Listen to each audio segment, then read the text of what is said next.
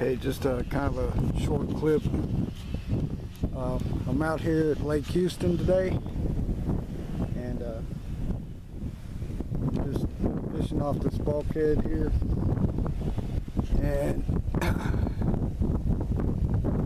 the wind is not all that bad out here right now.